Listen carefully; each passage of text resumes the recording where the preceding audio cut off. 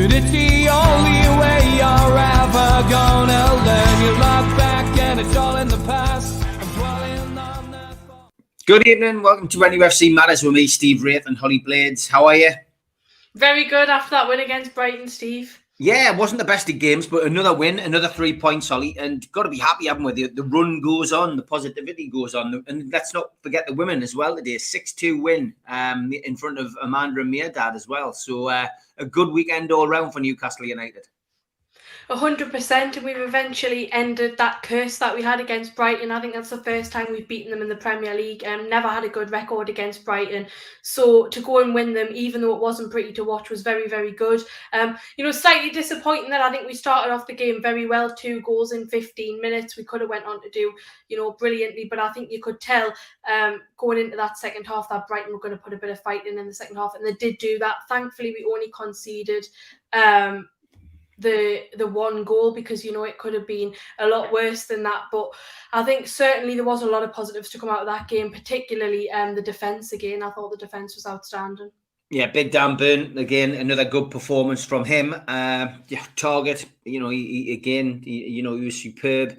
Emil Kraft came out of it again with a lot of praise from supporters, and of course Shaw capped it with a goal. Yeah, delighted to see that from Fabian Schär, because we know that he's got it in his locker. He's able to score a goal when he wants to. He hasn't done it for a while, but you could tell it meant a lot to him, and the reaction that he gave on social media as well. Yeah, the interviews are quite good on there now with it, the way that the club do it. I mean, it makes a difference when you're winning games, of course, but I mean, it's just good, that the social media really is, the club account, especially on Twitter, is great, and the Facebook page is good. They update things now on a regular basis, and we're getting some great snippets and some good interviews. Yeah, definitely. I've been watching them all. I think most fans have. And Shelby is someone who I always like to see get interviewed, because I think in the past he's been pretty boring in interviews, but you can tell now he's like a big voice, I feel, within that team and within the dressing room. I think he really, really, he's so happy that we're getting ourselves out of this mess and climbing the league. I love the thing that was out on Twitter there that came from the official club account. It was a quote from Shelby, more or less saying, look, I had a bad game. I didn't reach the standards that I've been reaching, but I've watched the game back twice. I've dug deep, as have the rest of the team, and I'm proud of myself and proud of the team. And it's great to see that, there's this morale. And of course we had the almost tradition of the photograph of the team in the dressing room again as well, all smiling, beaming smiles. And just reading some of the other social media, a lot from the players basically saying how united they are and how united the dressing room is. And it's great to see. And that is the big reason why we're doing so well at the moment. Definitely, I think we'll break records this season, because I think it was earlier on in the season no one had ever stayed up with going on such a big run, not winning games. But so we'll break that stat. I think we only need like a couple more wins, and I think that's job done. But definitely, all the players are singing from the same hymn sheet. It's fantastic to see. I think the fact that the dressing room is so united is probably the reason why we've turned it around. And also, I think the change in mentality is there for all to see, because a couple of years ago we would have went on a win and run, and we would have been absolutely delighted, even if the performances weren't pretty, and we still are now. But you've got people like Eddie Howe. Like, you look back to the West Ham game, and he came out and he said, I was happy we got that point, but I felt as though we could have got 3. They're constantly wanting to improve and get better, which is a great attitude. Chris Wood, I mean, I did say to you after the game, I thought he was my man of the match. But on reflection, having watched the game back, Ryan Fraser was my man of the match. I've got to say, I thought he was superb again. Ran himself into the ground, ably supported by Joe Linton once again, who had another great game and put himself about, ran himself into the ground. Target again, but watching Wood back, I won't change my mind. I still think, and more people are starting to agree with us, Ollie, that he's playing his part. He's not scoring goals, but his work rate, his effort, and he's just been awkward in and around their box. He's creating space for others to get into, and of course played his part in the goal yesterday. So there's, he's never going to be an Alan Shearer. He's never going to be a Les Ferdinand. But what he's doing at the moment is he's playing his part in the team. And you've got to say that, that has helped, us get to where we are in the table.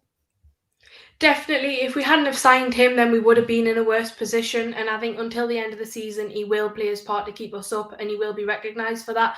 I think obviously next season it's not ideal if he's your number one striker, but obviously we'd like to see people like Callum Wilson coming back and then hopefully signing another new player. And obviously listening to Malcolm MacDonald yesterday as well in the Dog and Parrot, he wasn't happy at all with Dan Burn, and I can understand that because when you are a striker yourself and you're so used to like scoring goals, and that's what you want to see from a striker, and obviously Chris Wood isn't doing that, so it can be frustrating. But I think we knew we weren't going to get an abundance of goals with Chris Wood, so as long as he's putting in a good effort, helping other players get involved in the game, then I think that's all you can ask of him, because he's not going to get those goals, unfortunately. Okay, folks, in the chat, as you know, we always like to hand over to you and give you your platform. So whatever you want to say tonight, then just stick a message down in the YouTube chat box and I shall get it. Still having issues with YouTube, sadly. I can play back videos on everybody else's channel, but I can't get playbacks on my channel. So it's a little bit difficult. Luckily, the chat works, though. I've obviously got YouTube working on this to see what the playback error is. And anybody who's got any computer knowledge, an error occurred, please try again later. Playback ID, if anybody's got any idea of what that means and how I can solve it, because it's literally the only videos I can't watch are the videos that I upload and put on, which is a little bit annoying, but I can watch them on any other channel. So if anyone's got any ideas or suggestions, please leave them in the box. Kenny, good to see you yesterday, mate. I hope you caught up with your mates. Ryan Hope says, just want to come in early and say, Steve, that the abuse I've seen towards you over a t-shirt is mental, mate. It's like the daft kid is saying, my ball and you're not playing. Fair play for making one. Ryan, thanks very much, mate. Yeah, there again has been a storm in a teacup over Twitter. And once again, my name has been taken in vain by many people out there. And I'm used to it. I just get on with it. I don't tend to bite these days as I probably did 5 or 6 years ago. I just get on with it. I move on. And those tweets are always overshadowed by tweets like the one that Davy Craig put out today. And Davy, obviously part of the We Are the Geordies film, put not even a tweet, he put a thread up and gave his own opinions on me and about how he'd met me and, how, his mindset was this and that. And it was lovely. And there's been a few people who sent those kind of messages today, which I picked up when I came out of the hospital seeing my mum. And I really appreciate it. I really do. I can't do anything about it. I can never do anything about it until the social media laws change. I'll never be able to, switch on my phone or switch on my computer without seeing some form of abuse. We'll try to laugh at it with Troll of the Week on a Friday night. But, I would be lying if I say it. Sometimes it doesn't get to us. I don't let it get to us all the time. I always put I just put it to the back of my mind. I use the relevant things on social media to block these people. It only happens on Twitter. I don't get this abuse on Instagram. I don't get this abuse on Facebook. Twitter is less personal, you see, and you can hide behind a pseudonym or a fake profile, and there's many of them. I just can't change people's opinions, and I can't change what people think. But like I said on my Twitter post where I did a video on Friday, I just essentially will continue to do what I do because I believe it's right, and I enjoy the banter and crack that I have with 99% of the people. The other 1%, I just block them and I move on. So, the abuse I get, the abuse Holly gets, the abuse that other people on this platform have had from complete strangers, and it has to be said, I said it on Friday as well on my Twitter account, from people who were actually platformed by me on this channel in the past. People who maybe retweet or like something or share something, but then stand back and go, "Oh, wasn't me. You can't blame me." I just move on. I'm afraid. I'm not going to take it to heart. And what I said on my video on Twitter on Friday was, please just, if you see anything which is attacking me or attacking Holly or attacking anybody else, please just report the tweet, because that's important, because it's fair that Twitter get to know what that person is saying and what you find offensive, and then just block them, because otherwise you're going to waste an hour, half an hour, an entire afternoon arguing with somebody who's clearly just doing it to get a bite and get an argument out of somebody. And I've seen it happen time and time again, and you will just get hit with the same old rubbish You will get hit with the same old stories about, me interviewing Tommy Robinson or the craze, stuff which, again, everybody knows the story about that. It's old news, and I don't let that creep into the Newcastle content that I do. Everybody knows that if you don't want to watch a true crime video on my channel, you just move on. If you don't want to watch a controversial interview with David Icke or Tommy Robinson or a former killer or a former thief, then don't watch it. You just move on. I don't like to take up too much of this show with that, but it had to be said. And obviously with that message at the start, thank you for that. Thank you for the support. Thank you to everybody in the chat and anybody in the UFC Matters community for it. We've seen it happen with people like Paul from Toon Review, John Sinclair, other people on Twitter suffer on a daily basis. Gemma Summers, Ian Hannon, who by his own admission used to do it himself, but now doesn't do it. And it's an ongoing situation. It's awful. And Holly, you're just, you're a young person who's had to deal with this. And you're the same as me, aren't you now? You just report and block. It makes you stronger as a person, I guess. Yeah, 100%. I mean, it's never really bothered me too much, if I'm being honest. I kind of expected it kind of going into this stuff, which is sad because you shouldn't expect to be abused for sitting talking about football on YouTube, but it's just part and parcel of it, unfortunately. And I think that's the thing. You've just got to realise that, these people don't actually know you, so their opinion counts for nothing really, and just block them and put it to the back of your mind, because it's no use getting worked up over these things. And for every troll, there's a Tom Lynch, there's a Davy Craig, there's a Tom Dixon, there's a Kenny Ranson, there's a Jeff, there's a Julie, there's a Rachel. There's so many lovely people out there who support us on this platform.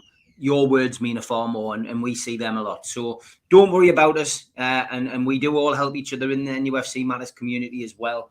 We just crack on with it and just report and block. That's my message. And hopefully we won't have to discuss that on this show again. Tom Lynch, evening everyone. A bit of a fortunate win. Didn't play great, but it takes a bit of a steal to get results like that. I said yesterday, Holly, didn't I, that Manchester United used to win Premier Leagues like that, playing badly and then nicking a 1-0 win. Yeah, I know. I think that's the thing with football, though, and especially this season, because I feel as though across the league, bar obviously the teams like Man City, Liverpool, the standard's been very, very poor all season. So I think regardless how you get the points, as long as you get them, then that's all that matters, In a few years, we can worry about playing pretty football, but for now, we just need the points on the board.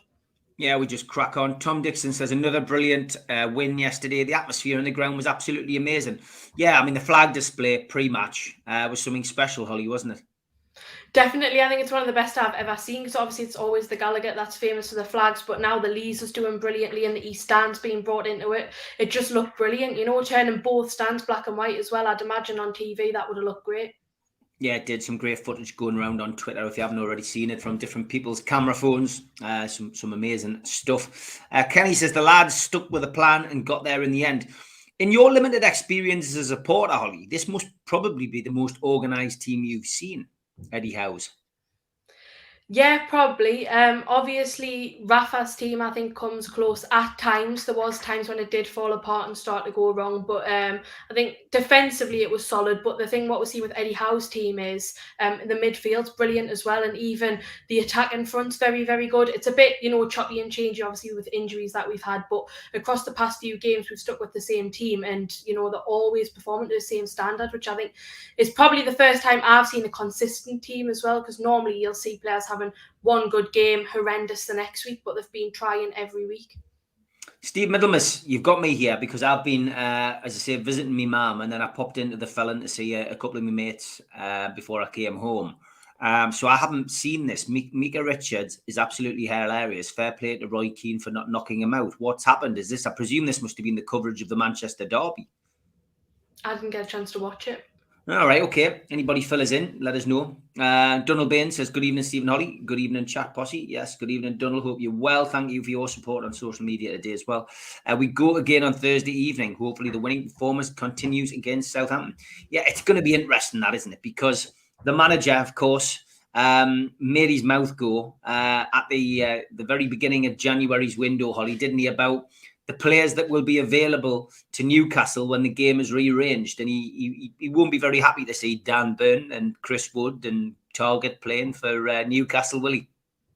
Not at all, but it was such a ridiculous comment coming from him, and he wasn't the only one to say it as well. But like at the end of the day, all teams were in the same position. Everyone had a chance to strengthen in January and get new players, which would be eligible to play for the rearranged fixtures.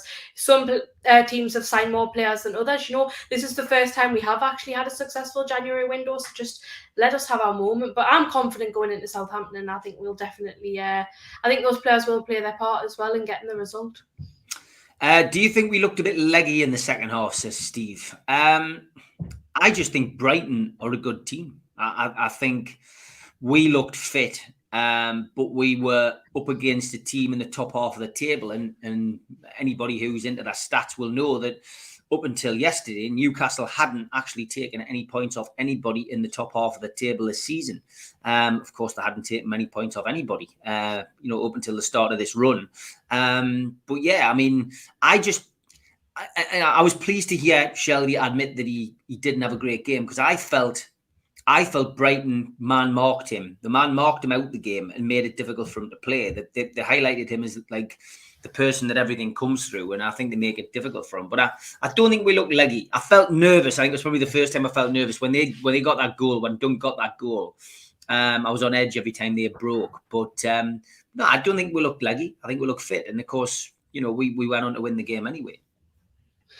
Yeah, I agree. I think you could always tell that Brighton were going to get back into that game, because I thought we played brilliantly for the first kind of 15, 20 minutes. And then you could see there was more pressure being put on Newcastle, and you knew in the second half it was going to be very difficult. And unfortunately, we didn't really improve. Maybe we could have made subs a little bit earlier, but we got there in the end. And I think that's the most important thing. The last kind of 10 minutes, I think everyone was so on edge, because you were just expecting us to concede the amount of chances they had. Thankfully, the defence did very, very well yet again. One thing I did notice, though, which I'm not really sure what was going on there, was we never, ever were marking one player on the left-hand side of the pitch. I have no idea why, but there's always that player that was unmarked, and constantly they were passing the ball to him. So you're thinking, when are you going to learn? It caused problems. Cucurella, the left-back, number 3, he was their main playmaker. He got everything went through him, didn't it? And he was constantly up and down that line. Definitely, and I just question, why was nobody marking him? Yeah, I mean, he was the standout player. I gave him man of the match for Brighton. There's no doubt about it. But yeah, look, we got away with it. It was a hard-earned win, and it kept the run going. Don says, I only saw the game on TV, but it looked like John Joe was starting to struggle. Perhaps maybe the time to introduce Bruno. I just think he was man-marked on. I really do. I think, and I think Bruno will have his day. Again, when Bruno came on, I mean, sublime, really, at times, the stuff that he does. There was a lot of hearts and mouths, wasn't it, towards the end, though, Holly, when he kept a hold of the ball, and then was opting to try and pass it out rather than clear it out of the box. It was like, it's okay, I'm Brazilian, I can do what I want, kind of thing. He just didn't panic.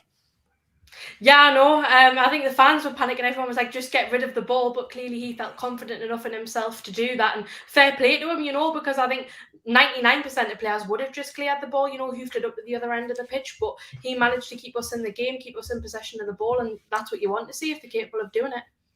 Derek Sharp says, how many games do you think we need to secure safety? I'm going to say 2 wins.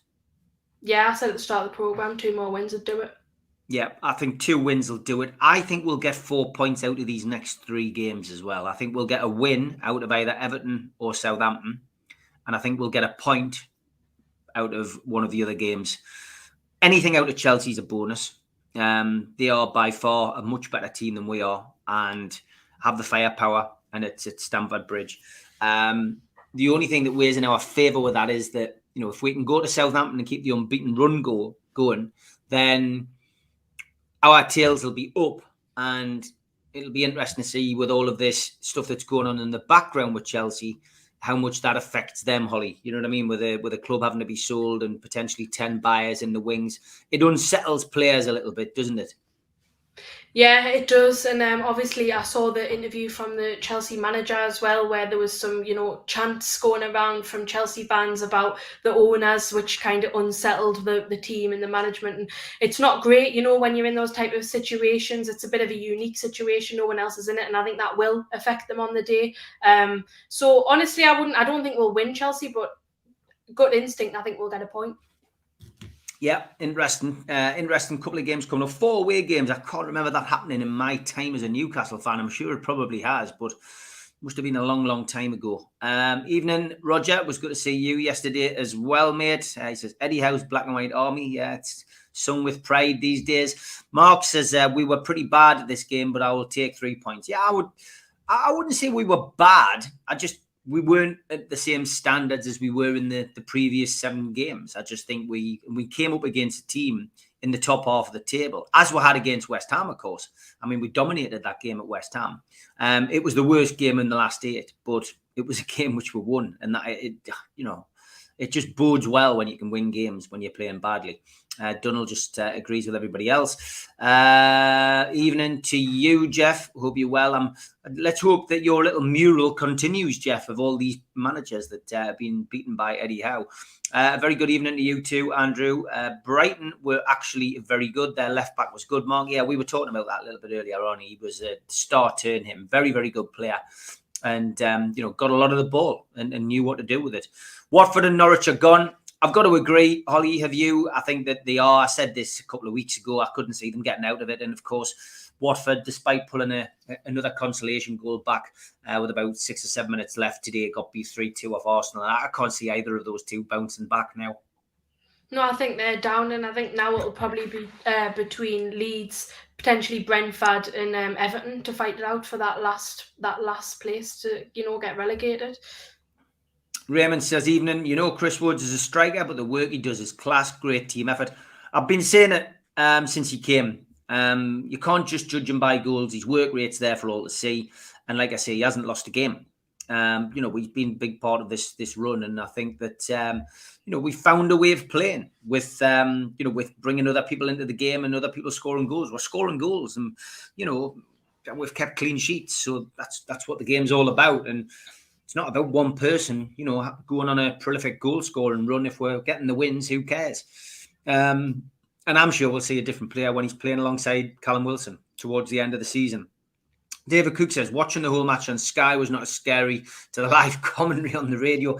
Yeah, I can imagine. I've done plenty radio shifts in my time, David, when I wasn't going to the away games, when my kids were younger, and it's... It can drive you up the wall. I bet some of our match day lives had you on on your seats as well, with all of us on back during those COVID days. 7 points, Derek thinks will be enough. John Askew says, what did you make of the journalist quizzing Eddie Howe about the war in the press conference? Should they not stick to football? John, yeah, I think they should. We're always going to have a situation where that kind of thing gets brought up. I think a cross-section of managerial interviews that I saw, the war in the Ukraine was mentioned to a few. So it wasn't just Newcastle. But I think once it comes back down to Saudi again and the regime and, all of that, then I think it's out of order. But I'm just proud of the fact that we've got a manager who can answer those questions respectfully and comprehensively. I think he does a great job in front of the camera. I'm proud to have him as my manager. And after listening to the best part of 2 years of Steve Bruce's gibberish, I'm over the moon. I'm just everything about the club at the moment. I'm so proud to be a fan. And just looking at Adam Pearson's stuff today, as I was coming back on the bus from the hospital, he was up at the women's game today, the ladies' game, 6-2 win against Leeds, and me, her dad, and Amanda down there taking photographs with supporters. It's fantastic. This is all we wanted, and we if we never won a cup, then we've got owners who care, and we've got hope. We've got an opportunity here to build something special. We know it. They know it. Obviously, I got a chance to go and see them before the game yesterday, which was fantastic, and have a chat with them. First time I've seen them both together since the takeover. And I'm just immensely proud to be a Newcastle fan at this moment in time. But Holly, yeah, the politics, they should keep it separate, shouldn't they? Definitely. I think obviously Eddie Howe wasn't the only one that was quizzed with that kind of thing. When it does kind of become targeted because of Newcastle owners, it is unfair because obviously Eddie Howe's there purely to manage a football side. It's the same for players. It's not really their kind of concern or their worry. But I think the good thing with Eddie Howe, which is what you said, he always speaks very, very well and answers the questions carefully. Yeah, Mark says how is a big. I'm not sure what pair means, but I think maybe he's got a big pair. Maybe he's got guts. I don't know. Unlike Brucey Boy, he doesn't cave in and bring back half injured players like ASM. Yeah, somebody when I was at the gym this morning brought that up, Mark, about him taking his time with players who were injured. And that's sensible, Holly, isn't it? Don't rush players back. We've seen it happen with some of our rival clubs. Leeds tried to rush the centre half back recently, and he's now had a setback, and that could cost them dearly. Well, yeah, because obviously when teams are struggling, it's quite tempting to just bring a player straight back into the side if you think that they're going to make a difference and improve them. But then there's a high chance that they're going to get injured again and make that injury long term. So it's not worth it, because although you might get one good win or a good performance, whatever, because you brought them back, it's going to have a long-term bad effect. And I think that's the beauty of the position we're in within the league now, is because the squad's playing very well. There's pretty much everyone's being consistent. You ask players to come in, they do a job. We're not having to worry about we need this player if we want to win a game. It's fantastic going to games and hearing the E-I-E-I-O song and the crowd roaring "Go on" as we break forward. It's electric. Tom, it is. Yeah, just the way it should be, isn't it? I sat next to a 4-year-old yesterday, says John, whose only previous attendance was versus Cambridge. Yesterday, it was a bit more enjoyable for the lad. Yeah, it's great to see the kids getting in, and I'm not sure who it was. I'll add it to tweet of the week, but there was a wonderful photo of a young girl who'd been taken by her dad, and she turned round and said, "I think I found my happy place, Dad," which was really nice. And he was, obviously, as a dad, his heart melted hearing that, which was fantastic. But lovely tweet. Steve says, "Great ball by Wood to put Murphy in for the goal." Yeah, that's what I mean. Stuff that he's done off the, some of the stuff off the ball and just little through balls and winning the ball. He's a nightmare for centre halves. He kept Dunk busy. Do you know what I mean? Wood has not lost a game for us, has he? Enough said, says Mark. Wood assist for the first goal, says Jeff. What a touch from Wood to Murphy. Poetry. Murphy got a little bit of stick. He's this week's whipping boy, I think. We've had Kraft, we've had various people pulled out over the course of the last few weeks. I think on Twitter especially, which has to be taken with a pinch of salt. It's really just because people just feel for whatever reason they always feel they've got to have a player to say, well, I wouldn't play him. ASM should have been in by him.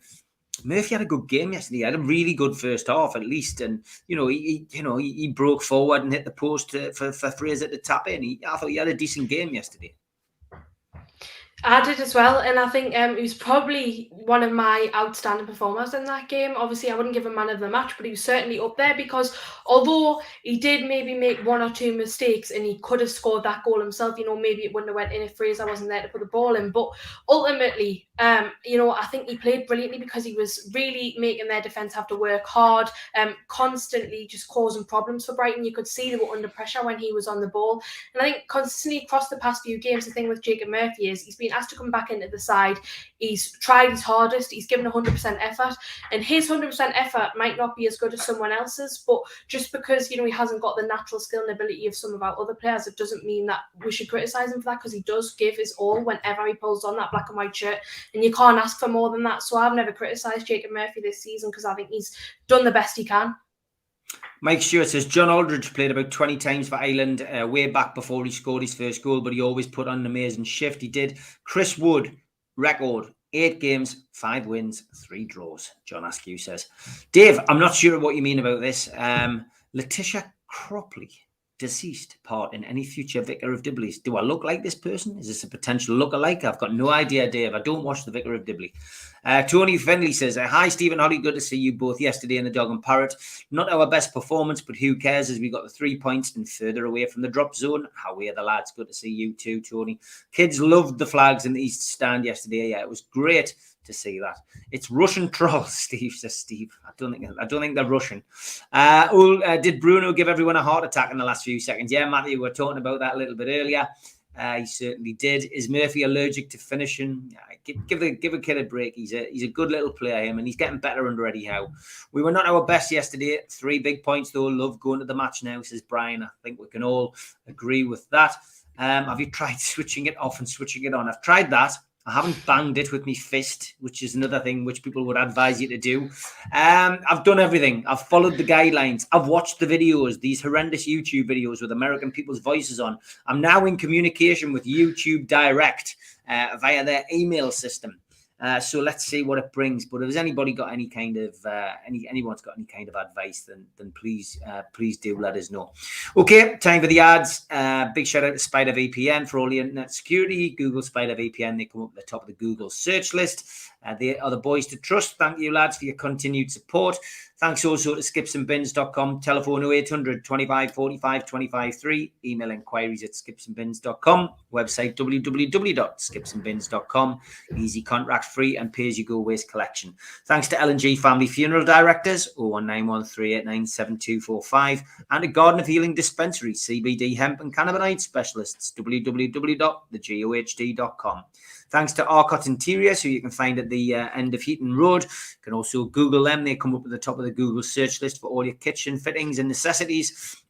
Google Arcot Interiors. Thanks also to qtechshop.co.uk, the makers of pool tables and snooker tables in Walls and Newcastle.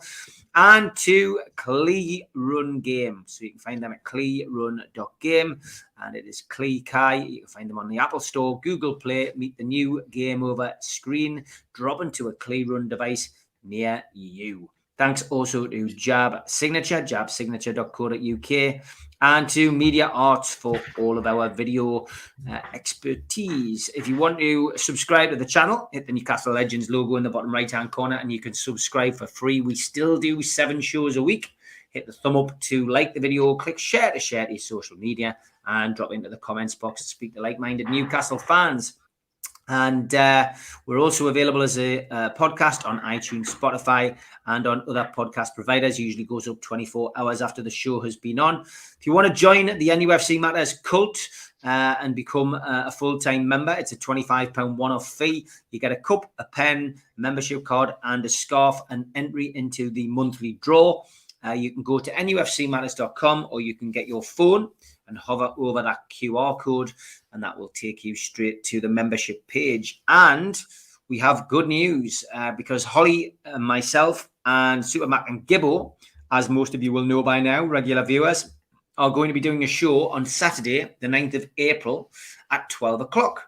Now, if you are a cult member, you will be getting an email from John to get 2 free tickets. So if you want to come, or if you want to pass those tickets on to somebody who lives closer, if you're an exiled mag and you want to pass them on to somebody, then reply to the email that John will be sending out this week. He might have already done it. I haven't spoken to him today, but there are 2 free tickets for members only. So, of course, 2 tickets is worth £20. If you want to come to the event and want to become a cult member, it means you could join the cult and still get your tickets. So, worth thinking about. Have a look again at the QR code. Join now the NUFC Matters cult. You could get 2 tickets to come and see me, Malcolm, Gibbo, and Holly in April. Also, a couple of other events on the go. 260 dinner, of course. The Alan Shearer 260 dinner is taking place at St James's Park on the 7th of April. And tickets for that are available from the 260dinner.co.uk. And the tickets for the end of season summer party, which features Viva Morrissey as the entertainment, Friday the 17th of June, 7 o'clock. And that tickets for that are available on Groupon and on Voucher. So get yourself onto there. You can pick them up for around about £7.50. If you want to join me and Holly doing the fire walk, then go to the website, wrfirewalk.co.uk, and you can join our team, join Team Wraith by entering code NUFCM at checkout. It's £35 to enter, and we're hoping to smash a world record. By joining my team, you are helping raise money for the Bradley Lowry Foundation. So get yourself onto there. And don't forget, with the Everton game looming, we've got some He's Only Got Little Arms t-shirts available on nufcmatters.com. Lots of stuff on there. Get yourself on the website. Well worth a view. And the Food Bank t-shirt with ASM on is up for grabs on my Twitter, pinned at the top. Currently, the bid is at £150. ASM will sign the shirt, and it's hopefully make a lot of money for the food bank for that. All proceeds go to the food bank, of course. And don't forget as well, you can still make a virtual donation to the food bank by going to nufcfansfoodbank.co.uk and making a virtual drop into the bucket. Okay, back to the chat. Mark says he doesn't use Twitter. Not entirely why you're getting abused, Steve. Ignore it. Thanks, Mark. Steve, the cat will be busy this week, says Derek. I would agree 100%. Steve, I hope your mum is recovering. Yes, she is. Dunno. Great news. Been up to see it today. A lot better position, mate.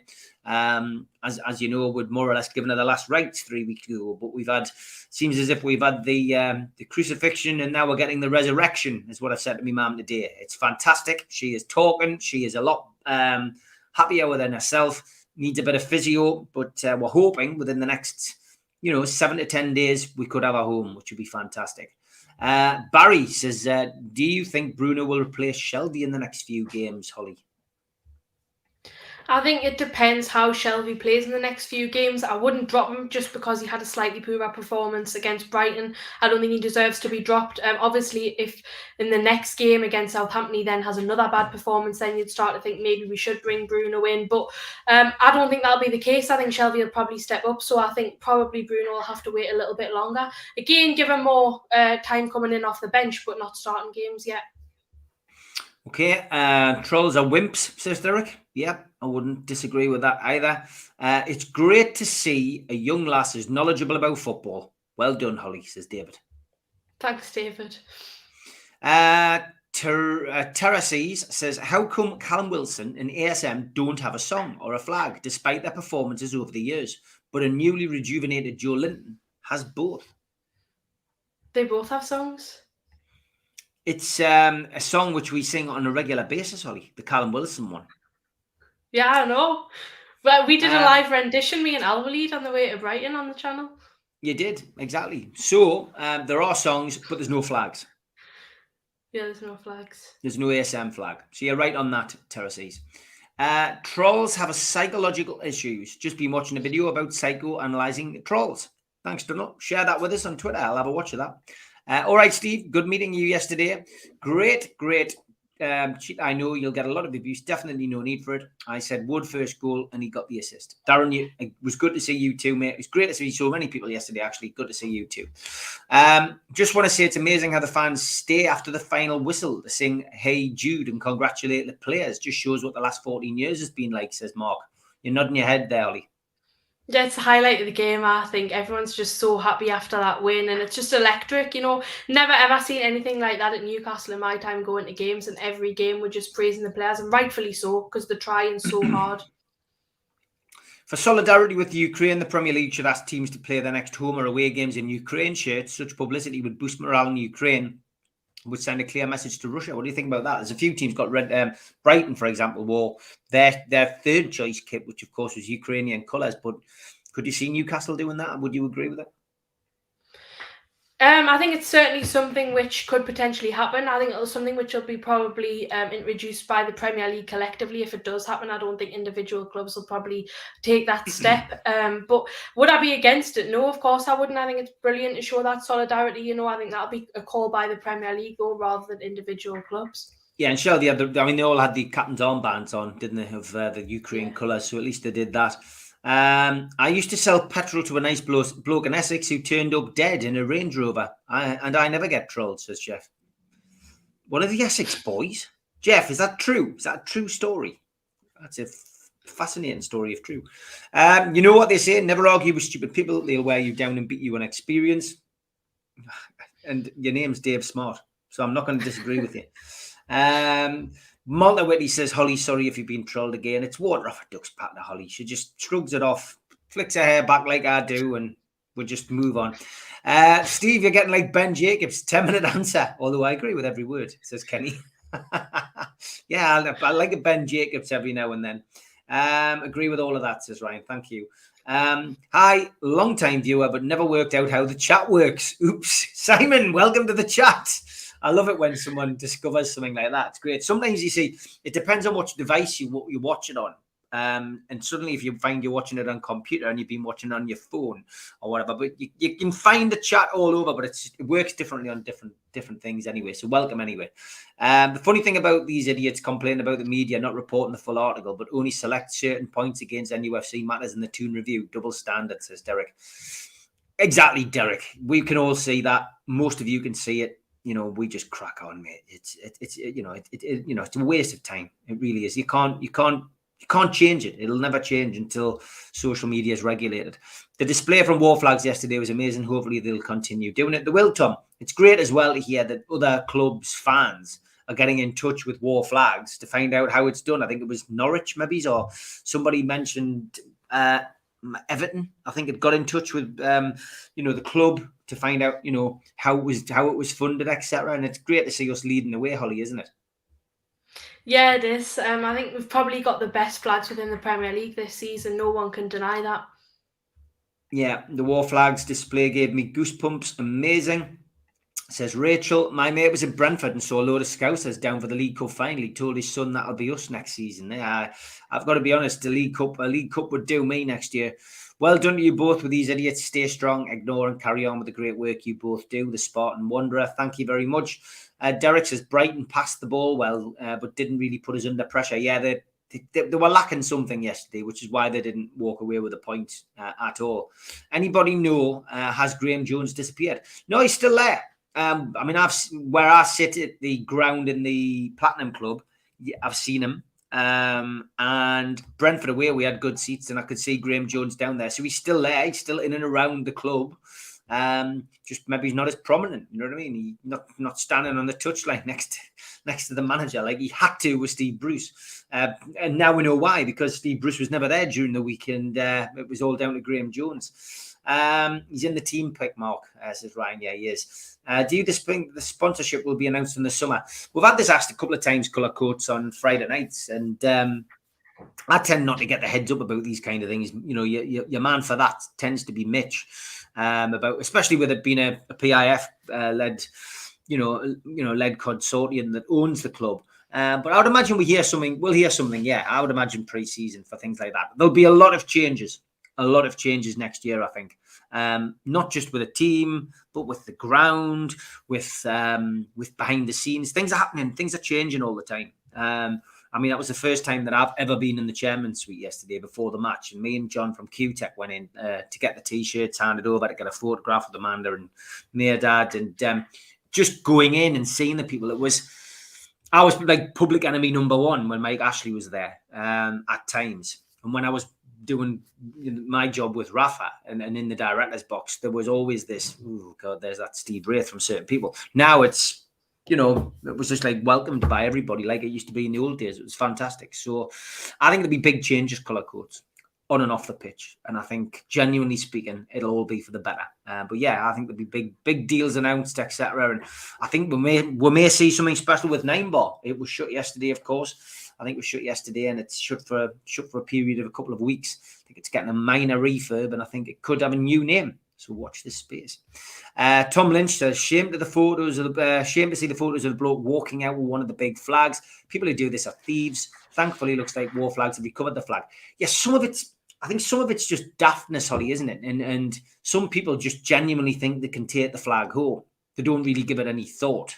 They're like a day tripper who comes in for the game and maybe don't realise it's not season ticket holders, is it? I don't think. No, I think it tends to be the people that maybe just go to the match once in a blue moon or whatever, and it's like a bit of a souvenir. But it is annoying because obviously, the flags are funded by the fans, and it's not really good for them to be taking the fans. But but I'm pleased that they have got the flag back if that's the case, because it is unfortunate to ruin the displays. Even if, like, say for example, yesterday, if a few people took those flags from when they made the whole stand black and white, it would mess the display up, Yeah, Tom Dixon says, who do you think the three teams will be relegated now? Norwich, Watford, and either Brentford or Leeds for me. Yeah, I'll go the same, and I think Everton will probably be 17th. Yeah, I think Everton got a bad run in as well, but I think they'll just scrape it with Lampard. Ian Edgar says, loved yesterday's atmosphere. Each stand fantastic. Even took me blanket off to wave the flag. Brilliant. We were joking about that on the Three Amigos on Friday. David says, guess the team has to be changed on Thursday. Back to December lineups. Look, we've got 4 away games, Holly, haven't we? And there is going to be changes at some point because Thursday and Sunday are so tight. There'll be somebody somewhere has an issue. I think there'll be changes, but he might go with an unchanged team if he can. But I think the Chelsea game is when we'll see Bruno. Yeah, he's stuck with an unchanged team so far because everyone's been playing well, and I think he will do that unless there's a need to have a bit of a change. If a player starts to get a bit tired or there is an injury, which is a high possibility with 4 away games in that amount of time, then we will start to see those changes. And I think Bruno will get his chance before the end of the season, but I don't think we'll see that Southampton game on Thursday night, we instantly drop someone like Shelby and bring him straight in. Oh, here we go.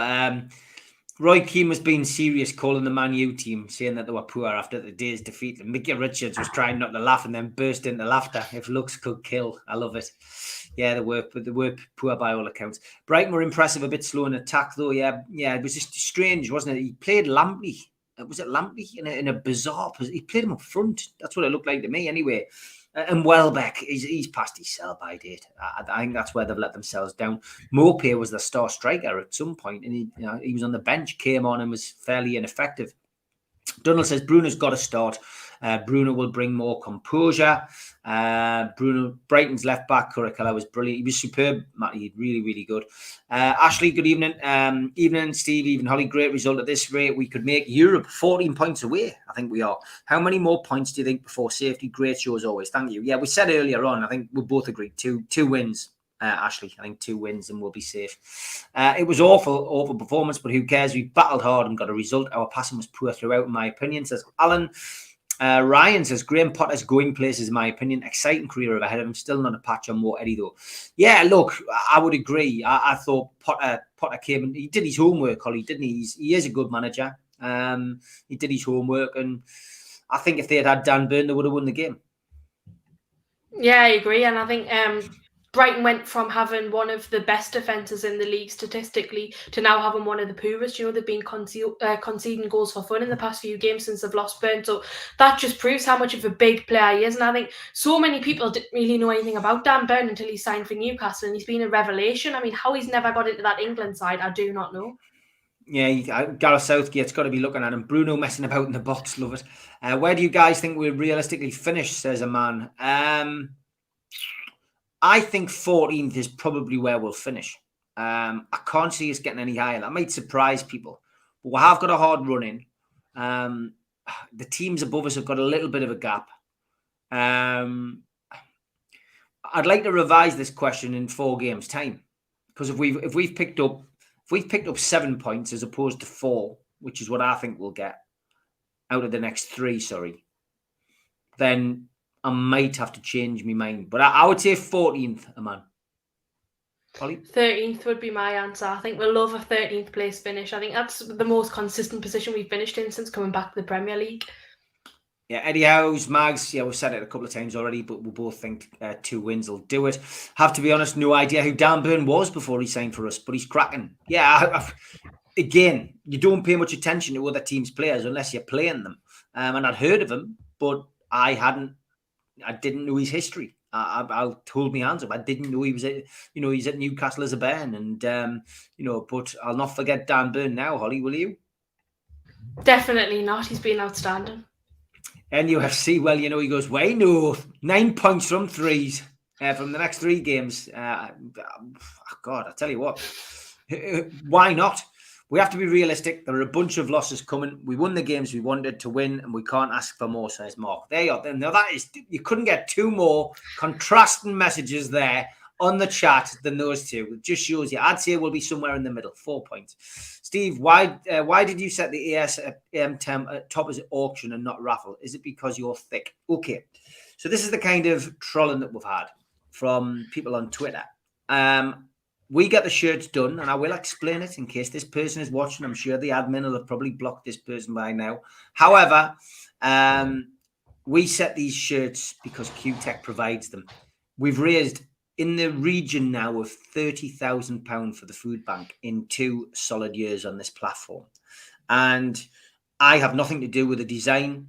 All I do is tweet it. It's as simple as that. And John came out last night and explained this all on Twitter, and that's it, really. So I hope that gives you an answer. We will beat Southampton, says Salty Dogs. Yes, I think there's a good opportunity there. They got well tonked at the weekend, got beat 4-0. I genuinely think there's a chance of getting something down there. I really do. Mark says, we seem to be coming up against teams just at the right time at the moment. Think the unbeaten run can continue for a while yet. I hope so. Great show as always. Thank you, John. Good to see you in here. And Derek, I wouldn't normally agree with people saying things like that, but I'll not read it out. I'll just leave you to say it on the screen. Even though we won and it wasn't pretty, think of all the times we did that under Steve Bruce. Basically every game. Max, you're right. And a big congratulations to Steve. He did manage to win a game at long last. Beat Hull, didn't he, at the weekend? Hi, Holly and Steve. Enjoy all the shows. Keep it going. Great results for the last 8 games. Take care, both. Terry Smith, thank you very much. John, I think we're all like this. But again, we've all been conditioned over the last 14 years. I won't relax until we're mathematically safe. I know where you're coming from, mate. Stephen Adams says, I think with a constant running from Fraser, Willock and Big Joe, it might be time to give one of them a break against Southampton and give Bruno his first start. That's an interesting theory. Would you rest one of those? Not in the next game, no. Unless they come out and say, I feel like I'm struggling, it could lead to an injury or whatever, then I would. But if they are happy to play, then I'd keep playing them until there's a reason to change the team. Don't worry, Steve. Every game under Steve Bruce felt like an away game. Last season, we got beat 3-0 and no shots on target. You're right. I think scoring 2 early goals made us sit back too much. Roger, you could be right too as well. Yeah, we'd never really been in that position for a while. The team has gone so far since Steve Bruce leaving that the team spirit is excellent. We haven't seen a Newcastle team like this since Rafa. My matchday superstitions will continue. Good on you, Rachel. Leeds were unlucky, to be fair. I think they'll be able to get safe. Bamford is back. Yeah, Steve. It's between Brentford and Leeds for me.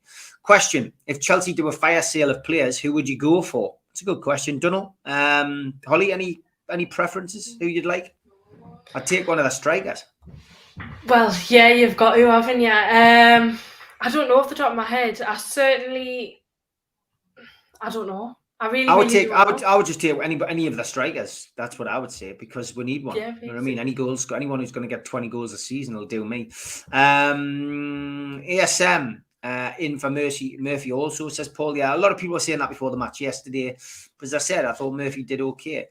Even after the Man City result today, we are still second in the form table. We should at least get a point or a win over the Saints. Don't forget, you can vote for Eddie Howe for Manager of the Month. I did share it on Twitter for those of you on there. Get voting. I'm not sure when the vote closes, but vote. It's dead easy to do. If we stay up, how many players can you see coming in, and then how many can you see leaving? Says John. Wow, great question. I looked at the subs warming up yesterday with my dad. My dad said to me, I don't think any of them will be here next season. So, with the exception of potentially ASM, who I still think could get moved on in the summer. I think Newcastle are looking at bigger and better than ASM, although I would always say try and build a team around good players. I can't see the likes of Almiron, Lascelles being there at all. We know that they want to tie the Longstaffs down. Sean Longstaff will be there by the sounds of it. I don't think there'll be many of them there. Manquillo, I think he could be surplus to requirements as well, but I think they'll probably get rid of 6 or 7, and I think they'll bring in 4 or 5. I don't think they'll be huge. I think there'll be a marquee signing, but I think 4 or 5 players. I don't think they'll not go mad. They'll bring 4 or 5 in. I think it'll be 1, if not 2, marquee signings. Yeah, I'd agree. Very similar. I'd probably say around 5 in, around 5 out. Probably, I think there's a few people there that are surplus to requirements. You don't want to get rid of everyone straight away, obviously, because we need people to come in to replace those players. But going off what you said about ASM, I think what became apparent to me in that Brighton game was that if we had some faster players in that team, he would be world class, I think, because there was so many times he was in that box and he was, marked by 3 or 4 players. But if there was another player that was quick enough to get into the box at the same time, we would have scored on more than one occasion. So I think we'll get someone in with a bit of pace to play alongside him, and he becomes one of the best players in the league for me. I think Shelby and Kraft should be rested against Southampton for Bruno and Manquillo, says Terraces. Yeah, all about opinions. Good shout. Great to see the owners watching women's football today. Good meeting you yesterday. Great meeting you too, mate. Adam and his dad were in Richie's hospitality box. Very good quality effort. Jeff, yeah, it was good to see Adam behind us. I think I managed to photo bomb his video at the end as well. I don't know whether I made it or whether he recorded You a did, new one. I watched it. I did. Yeah. I came running in the background like that. Brilliant. I'll have to. Is it still up? I'll have to watch that. Yeah. Brilliant. But I had a good crack with Adam. I really like the kid. You know, he's as I've always said, work rate unmatched. Since we met him in the pre-season, after all the unnecessary animosity that was getting chucked around online, it shows that when you actually meet people, you know, he likes me, I like him, and he's listen. Give the kid some support. He's going out and doing stuff and trying to give people content in a completely different way to everybody else on this platform. And I completely respect him for that. He's a really nice lad, and he's black and white through and through, black and white daft. And it's nice to see him getting some benefits out of it as well, which is nice. I read the other day that owners have said we will stay at St James's Park. Can you see our capacity increasing beyond 60,000? Yeah, we talked about this a little bit on the Three Amigos. At some point, yeah, I can see that happening. At the moment, no. I think the training ground is the most important thing, and the team is the most important thing, and the training facilities will be a close second. But yeah, it will happen at some point, 100%. Would you agree? Yeah, I think probably 3 or 4 years and they'll expand it. I'd love to see level 7 go all the way around because I think that would look brilliant. Yeah, ASM was pants yesterday. I would agree, Derek. Didn't cover himself in glory when he came on. Evening, Steve and Holly. Can't believe what I'm watching. 3 weeks ago, we were 5 points in the relegation zone. Now we're 7 points clear of it. Amazing. Just goes to show hard work and sweat paid off for the club. You're right, Chris. Can you see us beating Southampton? Well, it is that time of the show when we look at that, John. So you've got the question in. From my perspective, Southampton will be smarting, I think, after that defeat. I think it will be a tight game. I'm going for a draw down at Southampton. I can't see us winning it, but I think a draw is possible. What's your views? I think we will win. Again, I don't think it's going to be a big win. I think it will be tight, but I'd probably go for a 1-0 win. 1-0 win, okay. But it's a 7:30 kickoff. There's no live TV for this game. 3,330 tickets were allocated and all were sold. Of course, this is a rearranged game. And going to be a bit of a nightmare for people getting down there. No problem, but coming back, obviously, probably going to have overnight stays for a lot of people. The Saints at their ground are unbeaten in the last 12 League and Cup games. Wolves are the only side to go down to St Mary's and get anything. They are the home draw specialists, though. They've got 7 draws to go with 5 wins and 1 defeat. So I think my anticipation of a draw has got a good chance of coming true. Kevin Friend's the referee. Andrea Mariner is on VAR. So most of you will have to do with a stream or listening to it on BBC Radio Newcastle. Lots of people in the chat just having a quick whiz through this before we finish. Lots of people saying I have no idea who Adam is, but just look on YouTube. He's on under Adam Pearson. It's well worth a watch. You know, you get some really good stuff on there. I've told him to be careful when he goes to these away grounds, though, because at some point somebody's going to end up turning on him. Yeah, Adam is a good lad and gets a lot of stick for reasons I don't understand. Puts his head above the parapet, Tom. This is what happens, sadly. Ryan says, I hope they get rid of ASM. His attitude is bad. Even Matt Target made a jab at him saying he gets fined all the time and you can't say anything to him because he's a key player. Well, that kind of stuff won't go down well in Eddie Howe's dressing room, I don't think. And that's why I think some of us feel he could potentially be, you know, on his way, you know. 2-0 win for the Mag, says Chris. A big shout out to you and Orcott Interiors, mate. I hope you're well. I reckon Eddie Howe could get a decent tune out of Jerry Halliwell. Jimmy, I'm not even sure what you mean by that. And hopefully it doesn't get me into trouble and accused of something. But yeah, possibly. Oh, yes, you can't sing. That's what you mean. Stephen Holly, any scope on our next season shirt and branding on it? No, Terraces, not seen anything like that. There's been no leaks of stuff like that yet. But you know, I just think anything that the club do, they'll consult the fans and we'll get something decent, Holly, won't we, probably? Yeah, and I personally feel, and again, this is just how I personally feel, I think we'll drop Castor at the end of the season just because I think there's been a lot of sales within the club shop, which isn't really normal. It doesn't really fit in with the pattern across the past few years. And also the fact that they're congratulating Wolves and Rangers on their results, but not Newcastle. I mean, I might be just reading too much into it, but I feel like Castor could potentially leave us at the end of the season. I think you've got a good point there, to be honest. Obviously, before we get back together again, we've got Newcastle going to Stamford Bridge, which of course on Sunday, you and I and your dad are going down to that. Prediction for that one, Holly? 1-1. Oof.